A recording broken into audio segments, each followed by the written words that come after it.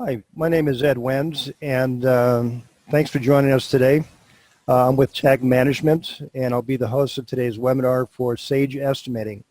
Want to make sure that everybody understands that this is not Sage 100, that it's an add-on, and so this is the full-blown Sage Estimating package. So I do want to walk you through all that and then see if you have any questions towards the end. At Tag Management, we're construction software experts specializing in Sage accounting and estimating systems. If you're attending this webinar live, your microphones will be muted, so you'll need to use the chat feature for any questions. We hope you'll be able that we'll be able to answer any questions at the end of the webinar. If we can't get to everyone's questions, please send them to my email address at the end of this presentation. So as you can see, that we're going to review databases versus spreadsheet estimating. Sage Estimating is a database-driven program, and what you'll be doing is you'll be bypassing any more blown or corrupt formulas, blown cells, or anything like that. That's probably the biggest flaw that you have with Excel. Consistent, manageable source of unit costs is one of the key features that you'll get out of Sage Estimating. It also has extensive automation and providing consistent accuracy. It's fully customizable, and the look and feel is a lot like Excel and Windows, which you'll see right here. So just notice that it operates pretty much the same way. This could actually be an Excel spreadsheet right here, where you have your columns, you have your column headers, and you have your rows and row headers. You have notes for each rows and what have you. So it behaves a lot like Excel, like Windows products, by right-clicking just about anywhere on the spreadsheet, and it gives you a list of pull-down menus and related features to that particular item. There's extensive time-saving and automated features built throughout Sage Estimating, and right here we're showing you one of them. This is an example of an assembly that combines all related items to build any particular component of an estimate. Smart assemblies, as they're referred to, they drive pretty much a great deal of the automation throughout the entire program because they're logic driven. It's not just math, but there's actually logic built into them that either can come with a pre-built database, or you could develop your own and build your own logic into that. There's also an additional feature that's called models. It's for the more advanced users, but that is literally assemblies of assemblies, where you can actually take a typical building structure or an element of construction, such as an office building or BEQ or HVAC or electrical systems, and you could build out an entire interview of that system. So it pretty much becomes a checklist to verify and validate that, yes, you do have something or you don't have something, and it'll take care of the rest and generate that information for you. The item coding structure is really important. So it's utilizing the most used feature, or I should say coding structure, called master format. I think the current one is about 2016. But be aware that you can actually use multiple item coding structures. Right here you can see you've got master format 2016. You also have uniformat. You have master format CSI 95, which is the old 16 division. So in other words, if you generate an estimate in master format 2016, it could be reported in any different direction that you needed to, even if you're using your own custom coding system by your own company. All costs are categorized. They're all categorized into 5 cost groups. And just also that any one item does not need to be assigned to a single cost category, but in fact it could be multiple cost categories. So I'm going to go ahead and start and just show you briefly some of the general information regarding the different cost categories, which are labor, material, subcontract, equipment, and other. All the costs in Sage Estimating has to fall into one of those cost categories. So right here, you'll work with optional labor rates and tables under your labor.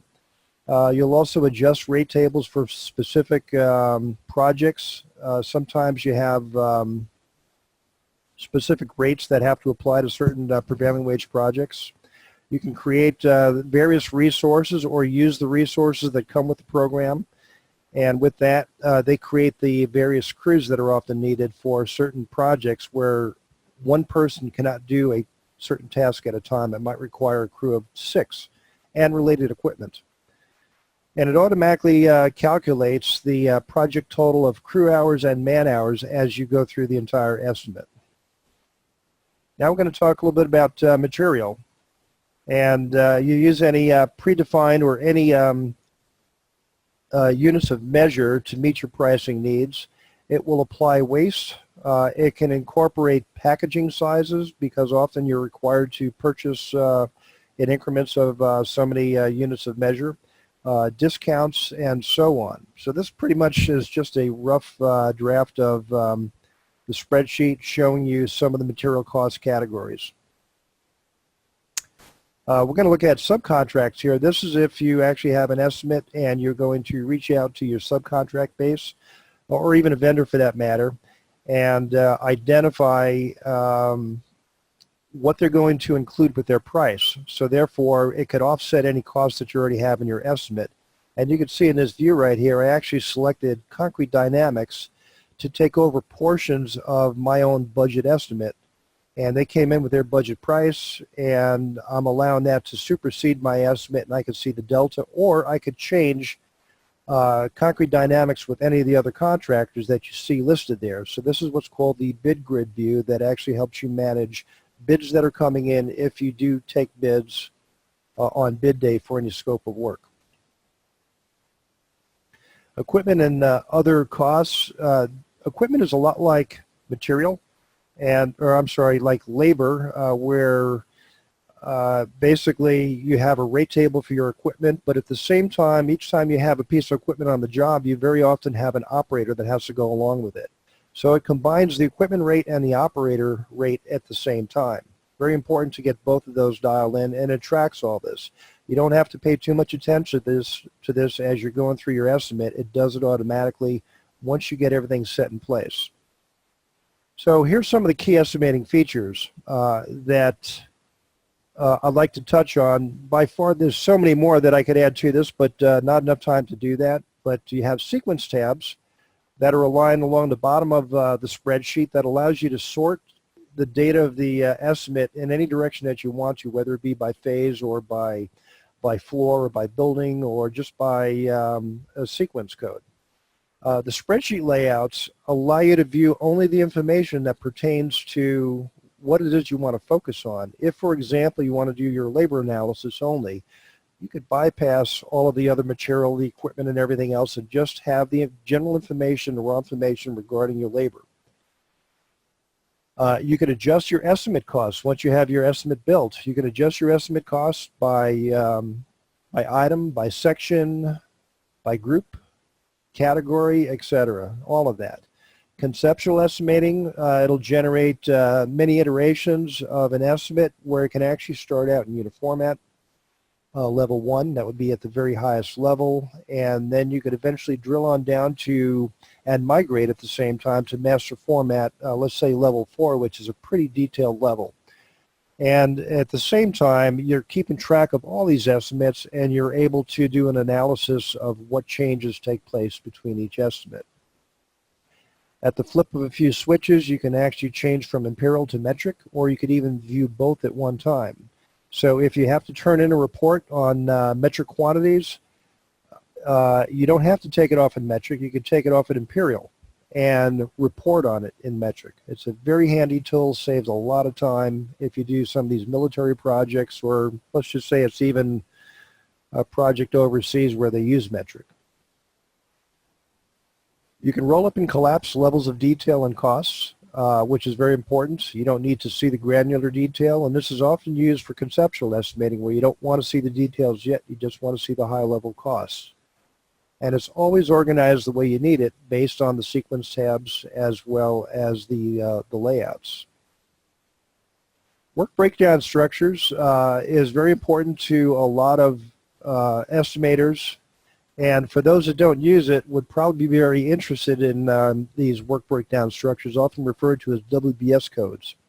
It allows you to dissect and split apart an estimate any way that you need to. And in this particular case, I did an estimate, and this can take place while you're building the estimate or after you build the estimate. If it needs to be broken out by building, I could identify the items that take place inside of building 1 in this particular case and assign it to that. And also in this building 1, notice that I've got a couple of different wings. Now the eastern wing, you notice that that's expanded, and the black cells down below, that actually incorporates the granular level of detail of everything inside of that eastern wing. Otherwise, that teal color row, you can see up above, that's the rolled up cost for everything below it. The central wing is not expanded, so it's only showing the costs associated with the central wing. And then when you get up to the building 1 level, that's everything below it. So it's structured very well, where you can see your rolled up costs, you can see your expanded costs, so it allows you to zero in on things that of importance. And then when you get to that, then you could drill on down to any level that you need to. The totals page, which is, it provides all of your markups and add-ons.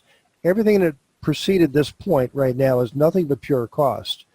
And so you can see in the upper left-hand corner, under description, you have labor, material, subcontract, equipment, and other. And as you can see, those are, if you recall, that's the cost categories that I had mentioned before. So you have category cost totals, that's your raw cost. Then I have what's called the add-ons. And so we might actually have some dollar amounts in there for design trade contingency, perhaps escalation, and then you could add your subtotal under that. Then you've got your overhead, and then you have a subtotal, and then you want to put profit on your overhead and everything that precedes it, and so on. I have a total estimate right here, but down below it I have my bond and insurance, where a lot of companies like to have that below the bottom line. If not, you could put it above the bottom line. You can move these around. They're dynamic, whereas they will always calculate the appropriate amount based on their location in this totals page. Once you have this set up to meet your company's needs for your bids, for your estimates, you then save them as templates. So they're reusable over and over again, and you could have as many templates as you need to move through the entire process. Next, I'd like to touch on reporting. Very important, very powerful. So there's extensive reporting, and it's ready to use as soon as you purchase Sage Estimating. Once you develop any level of an estimate, you have to have some items in your estimate for most of the reporting, at least for the estimate features to work. There's refined reports that can be saved as templates as well, so you don't have to do all the finite settings for each report, because each report has a general, as you can see a couple of lists there. There's general information that it'll report on, but it'll also ask you how you want that report or the information sorted. So some of the key reports, as you can see in this little minor list here under the takeoff audit, I'm not going to talk about all of them, but some of them briefly. It's like the takeoff audit, which allows you to do an analysis of your takeoff or your estimate. You've got a standard estimate report. You've got an estimate with details. How about a unit price review? It helps you analyze your costs before you turn in your bid. There's 3 separate bill of material reports, a number of field reports as well.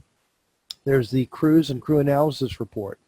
A lot of these also are valuable tools that once you get a project, once you are awarded an estimate, some of these reports are going to go or be utilized directly for your field, so they understand how you bid your project.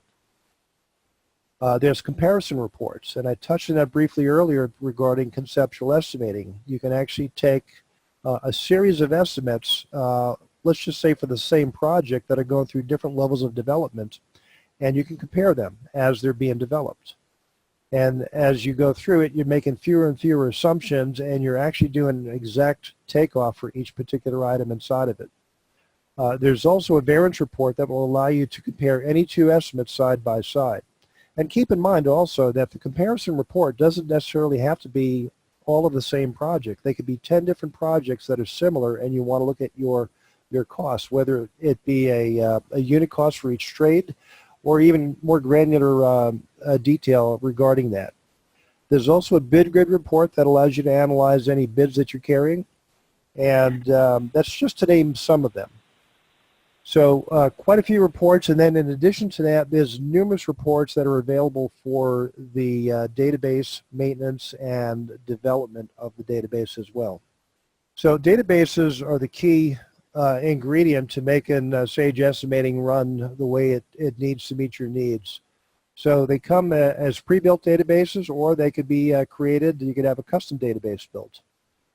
So Sage and RS Means databases are ready to use right out of the box. The only difference is you have to agree with the pricing that it meets your needs, or you can adjust the pricing accordingly. So if you're not familiar with RS Means, you might look that up. They're probably one of the most recognized construction cost companies out there. They do research, and then on an annual basis, they provide costs throughout the entire United States. And used by many, many contractors. So in this particular case, they could be used for general contracting to specialty self-performing contractors. You don't have to buy the database for everything, and buy portions of a database that will address your specific needs for your specific trade. It's also used by general contractors, subs, commercial, residential, and industrial. It has annual pricing updates that come out every January. There's also City Cost Index for over 300 United States cities, and also a few other cities in Canada and Mexico as well. It's fully customizable and can be created from scratch to replicate virtually any estimating or Excel database system that you might currently use. Along with that comes a estimating management system. It's called the Estimate Management Console. It organizes all estimates and databases in your entire system. You typically only need one database to run your estimating department, but larger companies often will have several databases. They might actually have one that's a specialty for mechanical or electrical, and then they would have everything else as one standard database. So Sage Estimating will keep track inside of each estimate. It'll keep track of every item that has costs associated with it, and it'll tell you exactly what database that it came from. So there's a trail of crumbs that doesn't end until it takes you right back to the original source of where that information came in from. And keep in mind also that you don't have to live and die by the costs provided by Sage with these databases. Once you bring in your costs, they can be adjusted to meet any needs that you may have. And from there, you could change it several times, multiple times. You could lock it in so it can't be changed again. But keep in mind, it's only changing the costs inside of the estimate, not the database. So you feel free to make whatever changes that you need to. If you break it and you lose track of where that original cost came from, you just bring in that item all over again and starts right over. So also inside of the management console, you see that there's a tab there for security. What that does is it allows you to set roles and permissions for each estimator or user.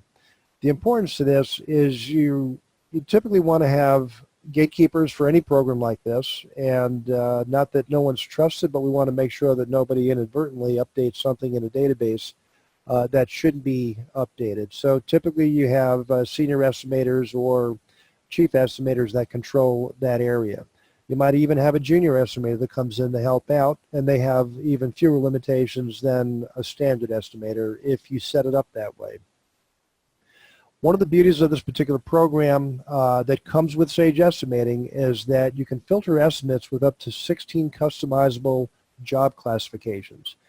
So if there's anything in particular that you want to classify your projects as, let's just say it's a particular client, or it's a particular type of work, or an entity of work such as military or schools or city work or private, you can actually identify those separate, so you could locate numerous estimates so that you could do some analysis and comparison side by side to help justify perhaps the estimate that you're about ready to send out the door. So with that, there's way too many features and benefits to cover in this webinar, so there's much more we can discuss or talk about if there are any questions. To find out more about why Sage Estimating has been the benchmark for all estimating systems. So you might wonder why it has been known as the standard of the industry. Well, there's plenty more information to do a little research on and find out about it, or contact us and we'll update you on it. It's no mistake that 59% of the ENR top 400 contractors use Sage Estimating, and also 33% of the top ENR 600 specialty contractors use Sage Estimating as well. So with that, I believe we have a few extra minutes. So what I thought I'd do is take some questions that perhaps have been coming in. I have a few right here, and then Leilani's standing by right now, and she might actually have more for us as we go through this. So at first, Ortega chimed in with the chat, and he had inquired about, can Sage Estimating work on a standalone system? So the answer to that is yes, that it can. It could be on a standalone system or set up on a server. That if it's on a standalone that you cannot share the information other than reporting, you can't share it with anyone else. They can't use your database. They can't look at your estimates. It's for a single user at a time. So the benefits of a centralized database for all users provides consistent estimate structure and pricing. So it's important to realize that even if you have two estimators, at least you're both using the same database, you're pricing your jobs the same way, and it becomes even more important as you have 10 or 20 estimators. Got another one here from Chad, and he's inquiring. He says, I'm a metal framing drywall contractor, and I've been under the impression that Sage Estimating is too robust for my needs. Is it true? Well, once everything is set up, you don't have to be too involved with the details or the minutia of making sure that everything comes out the way you need it to. It does it automatically, and what it'll do is it'll actually provide greater detail of your estimating process than you've ever had before. You don't need to get into the nuts and bolts, but it provides that if you need to drill down and find out more about it. So some of the features that are available is that it provides labor resources. That would be, let's just say, a journeyman or a laborer or a foreman or something like that, and you set the related rates to that. Each one of those resources can then be part of a crew, where sometimes it takes a four-man crew to hang your drywall or do your framing up to about 20 or 30 feet or so. So those crews are then required. In other words, you can't price that item out or that work out without it involving the crew, because that's the true cost. There's also specific project labor rates that have to be updated as well. And on top of everything else, you have your productivity. The productivity goes down each time you get higher and higher with your work. So this is all done automatically, but it's important to understand that this provides much greater detail. It doesn't make it more complex to use, but it provides you with much more information about the work that you're already doing, especially for your cost analysis at the end of the project as well. I got one more here from John, unless Leilani has more information for us after this one. But John is asking about, can we use our own estimating coding system? So apparently it sounds like John is using their estimating where they actually have their own method and means of organizing their data with their own coding system. So the answer to that is yes. And by setting this up as a WBS code, or a work breakdown structure, the estimates can be viewed, analyzed, and reported accordingly. So I showed you before where you actually had master format, you had unit format, you had CSI 95 in there. This would be in addition to even those, and you could have a number of WBS codes associated with all of your estimates on a regular basis. And by doing so, you can take it off in one method and report on another. So the answer is absolutely yes, that you could take your custom coding system and you could organize that data accordingly to meet your reporting needs or your analysis needs for that matter. So with that, I'm going to check and see if we have any more questions. We have about 4 minutes left. Leilani, is there anything you could add to this? No questions. Okay. No questions have come in. Thank you. Okay. So feel free to contact me with any additional questions regarding Sage Estimating with the email address that you see up on your screen right there. And also, you could contact us through our website at www.teamtag.net. There's several methods to reaching out to us in that, depending on the product line that you're interested in, whether it be Sage Estimating, Sage 100, or accounting. So with that, I want to thank you for joining us today, and please send this link to any of your potentially interested associates if they may be interested. And above all, you probably don't want to send this on to your competitors because it might give them the edge. With that, I thank you for joining us and have a great day.